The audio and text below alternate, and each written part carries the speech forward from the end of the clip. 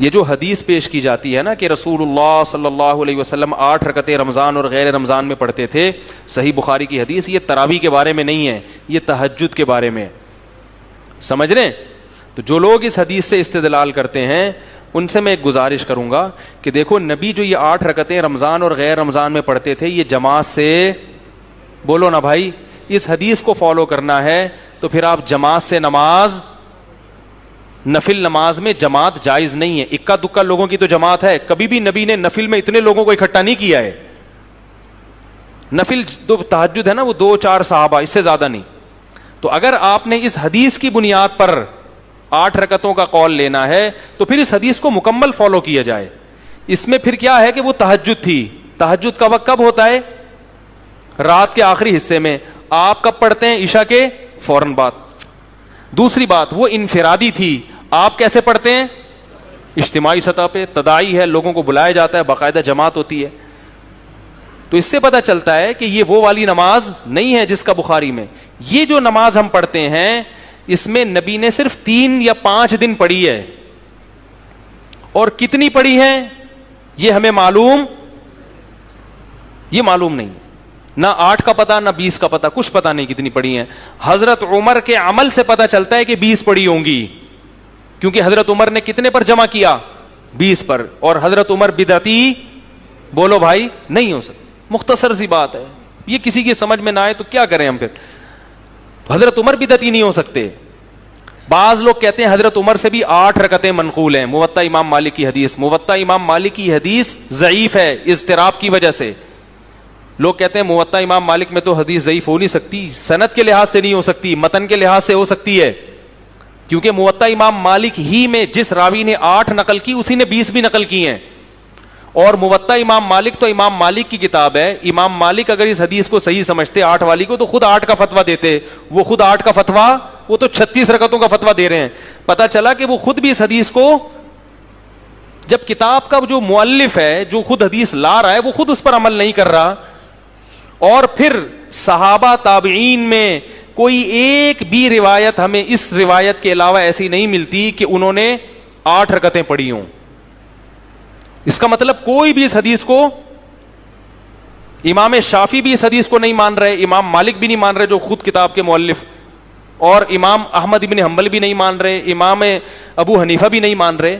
تو یہ کیسے ہو سکتا ہے میرے بھائی کہ آپ حدیثوں کا وہ مفہوم بیان کرنا شروع کر دیں جو ان بڑے بڑے محدثین اور ائمہ میں سے کسی کی سمجھ میں بھی نہیں آیا.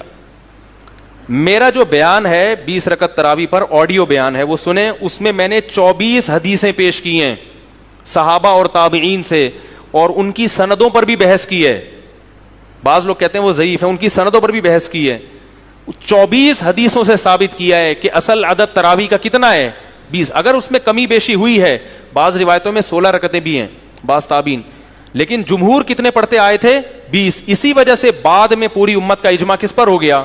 8 میں کوئی موطا امام مالک کی ایک ضعیف روایت کے علاوہ ایک بھی روایت نہیں ہے، اور اس طرف 24 روایتیں ہیں. پھر بھی میں کہتا ہوں کہ اگر کوئی بخاری کی حدیث کو بنیاد بناتا ہے کہ 8 رکعتیں نبی نے پڑھی ہیں تو پھر جیسے نبی نے پڑھی ہیں ویسے پڑھو. وہ نبی نے جماعت سے نہیں پڑھی، وہ آخری وقت میں پڑھی ہیں. سمجھ رہے ہو؟ حضرت عمر رضی اللہ تعالی عنہ جب آئے نا مسجد نبی میں، دیکھا کہ لوگ تراویح پڑھ رہے ہیں تو آپ نے فرمایا واللتی تنامون عنہا خیر من اللتی تقومون او کما قال.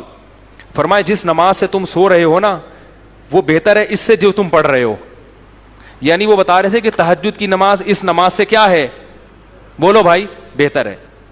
اس سے کیا پتا چلا کہ یہ نماز الگ ہے، وہ والی نماز نہیں. یاری بات میرا خیال ہے حضرت عمر خود گویا اعتراف کر رہے ہیں کہ یہ الگ نماز ہے، تہجد الگ نماز ہے. ہاں وہ بہتر کیوں ہے؟ ثواب کے اعتبار سے.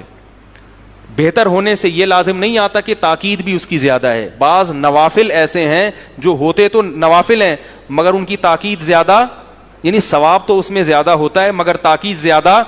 دیکھو تہجد کی نماز سنت مؤکدہ نہیں ہے، فجر کی 2 سنتیں سنت مؤکدہ ہیں، ثواب تہجد کا زیادہ ہے.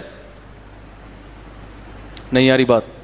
ظہر کی پہلے کی 4 سنتیں وہ سنت مؤکدہ ہیں، تہجد سنت مؤکدہ نہیں ہے. ثواب کس کا زیادہ ہے؟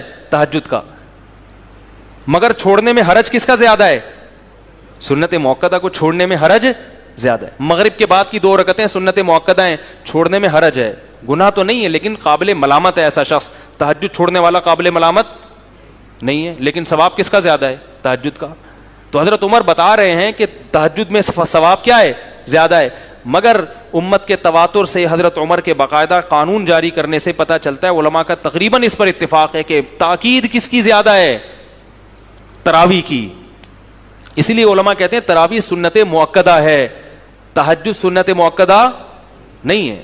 قریب ہے سنت مؤکدہ ہونے کے, اس کی اس لحاظ سے بہت تاکید ہے کہ اس میں ثواب بہت ہے, مگر چونکہ حرج ہے نا, اٹھنا مشکل ہے, اس لیے اس کو سنت مؤکدہ نہیں قرار دیا گیا. سمجھنے کے نہیں سمجھ رہے؟ تو یہ سب پھر کوفہ میں بھی 20 ہو رہی ہیں, مکہ میں بھی 20 ہو رہی ہیں. بعض لوگ یہ کہتے ہیں کہ تراویح کا کوئی عدد متعین نہیں ہے, تہجد ہے جتنی چاہے پڑھ لو.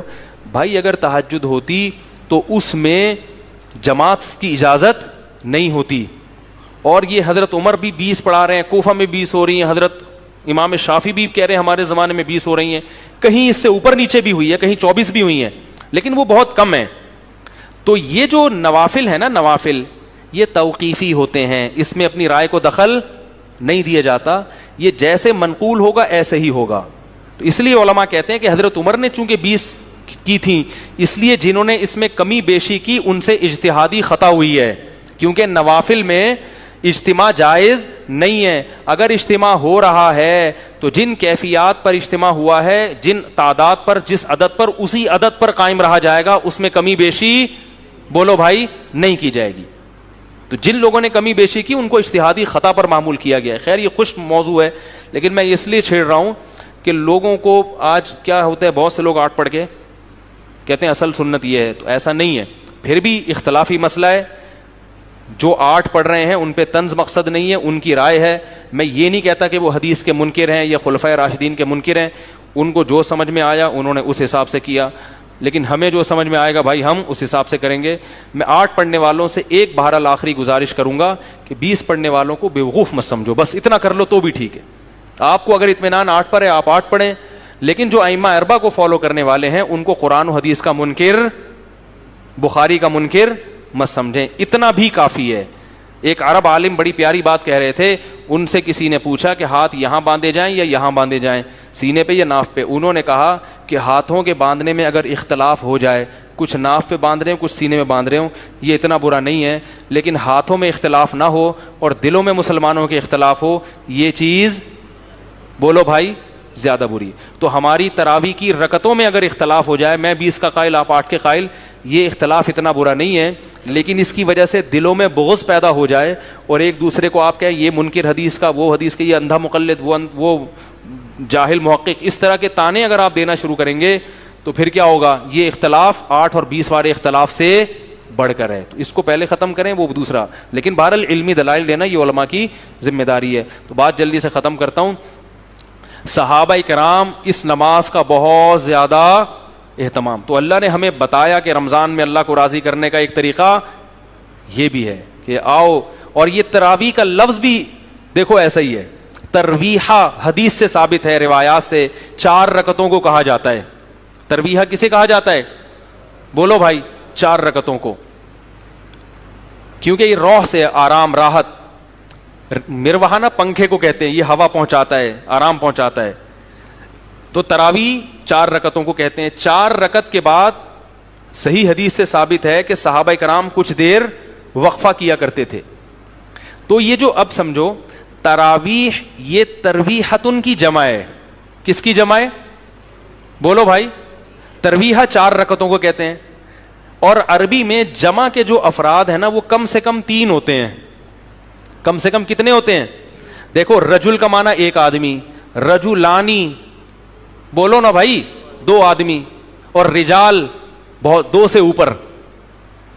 تراویح کا لفظ 8 رکعتوں پہ فٹ ہی نہیں بیٹھتا, یعنی 8 رکعتوں کو تراویح کہنا لغت کے لحاظ سے غلط ہے. ایک ترویحہ 4 رکعتیں, ترویحتین کتنے ہو گئے؟ 2 ترویح یعنی 8 رکعتیں. تراویح 8 سے زیادہ. تو اسلاف سے یہ نام چلا آ رہا ہے تراویح کا, انہوں نے, یہ حدیث میں ثابت نہیں ہے نام. حضرت عمر نے جو جماعت قائم کروائی تھی اس کو سب نے نام کیا دیا؟ تراویح کا. پتا چل رہا ہے کہ وہ اگر 8 رکعتیں ہوتی تو اس کو تراویحتین کہتے, تراویح نہیں کہتے. اور تراویح کا لفظ ہے بھی جمع کثرت, یعنی عربی میں جمع کی بھی 2 قسمیں ہیں, ایک قلت اور ایک کثرت. قلت کے کم سے کم افراد 3 ہوتے ہیں اور کثرت کے زیادہ افراد. تو تراویح کا مطلب 3 سے بھی, بولو نا یار, یعنی کافی زیادہ. تو یہ کافی زیادہ جو ہے, یہ تو کم سے کم تراویح کا لفظ 12 پہ صادق آئے گا, اور تراویح کے اپنے لفظ کو دیکھا جائے تو 12 سے زیادہ. تو اس لیے مجھے ذاتی طور پر تقلید کی وجہ سے نہیں, اس لیے نہیں کہ میں حنفی ہوں, بلکہ مجھے علی وجہ البصیرہ پورا 100% اطمینان ہے کہ تراویح کی نماز جو سنت ہے, جو رسول اللہ صلی اللہ علیہ وسلم نے پڑھی تھی, حضرت عمر کے عمل سے پتہ چلتا ہے, اور حضرت عمر نے جو قانون جاری کر کے پوری دنیا میں پھیلایا تھا, جس پر بعد میں پوری امت کا اجماع ہوا ہے, وہ 20 رکعتیں ہیں. مجھے بہرحال اس پہ شرح صدر ہے. کسی کو نہ ہو تو میں اس کو گمراہ نہیں کہتا, اس کو سنت رسول کا منکر نہیں کہتا, اس کو میں جاہل محقق نہیں کہتا. اختلاف ہے, 100 دفعہ اختلاف کرنے کا بولو بھائی حق ہے کسی کو. تو یہ بھی ایک بہت بڑی دلیل ہے کہ تراویح کا لفظ ہی فٹ ہی نہیں بیٹھتا اس کے اوپر, سمجھ رہے بات, بیٹھتا ہی نہیں ہے. تو بہرحال صحابہ کرام کی, تابعین کی سنت ہے. حضرت علی رضی اللہ تعالیٰ عنہ کے شاگرد ابو البختری جب جیسے ہی رمضان کا چاند نظر آتا, اپنے سب گھر والوں کو مسجد میں لا کے نماز شروع کرتے. اور تراویح کی مشروعیت کی بہت بڑی وجہ قرآن کا دور ہے. حضرت ابو بکر کے دور میں لوگ اخپل طریقے سے تراویح پڑھتے تھے. یہ اخپل لفظ پشتو کا ہے, میں نے پٹھانوں سے سیکھا ہے. اخپل طریقے سے کیا کرتے تھے, کوئی اس کے پیچھے امام بنایا کسی نے اس کو, کیوں؟ اس لیے کہ ہر آدمی قاری نہیں ہوتا, ہر آدمی حافظ نہیں ہوتا. تو صحابہ کرام مختلف قاریوں کو کھڑا کر کے ان کے پیچھے جماعت سے نماز پڑھتے تھے. وجہ کیا تھی کہ ہمیں قرآن پورا نماز میں سننے کی, بولو نا بھائی, توفیق مل جائے. تو مقصد ہی یہ تھا, کیونکہ نبی صلی اللہ علیہ وسلم سے صحیح حدیث میں ثابت ہے کہ آپ حضرت جبریل کے ساتھ رمضان میں پورے قرآن کا دور کیا کرتے تھے. اب ہم حضرت جبریل کے ساتھ تو کر نہیں سکتے, تو ہم قاریوں کے ساتھ ہی کریں گے نا, کیا خیال ہے؟ تو صحابہ نے نبی کی اس سنت کو بھی زندہ کیا ہے. اس سے بھی علماء نے استدلال کیا کہ رمضان میں تراویح کی نماز میں قرآن کا ختم ہونا یہ بھی کس کی سنت ہے؟ نبی صلی اللہ علیہ وسلم سے اس کی اصل ثابت ہے. 1 منٹ بات کرنے. تو یہ جو ہے کیا نام ہے, تو پھر حضرت عمر رضی اللہ تعالیٰ عنہ, حضرت عمر کیوں تراویح نہیں پڑھتے تھے؟ جماعت سے نہیں پڑھتے تھے. اس سے یہ ثابت نہیں ہوتا کہ گھر میں بھی نہیں پڑھتے تھے. ہم بھی یہ کہتے ہیں کہ جو خود حافظ قرآن ہو اس کے لیے اکیلے پڑھنا یہ جماعت میں شرکت سے, بولو بھائی, زیادہ, کیونکہ وہ تو خود پڑھ سکتا ہے نا. جماعت میں وہ شرکت کرے جو حافظ نہیں ہے, تو وہ پھر کسی قاری سے سنے گا تاکہ اس کا قرآن کمپلیٹ ہو جائے. تو یہ ہے. کیا کہہ رہے ہیں آپ؟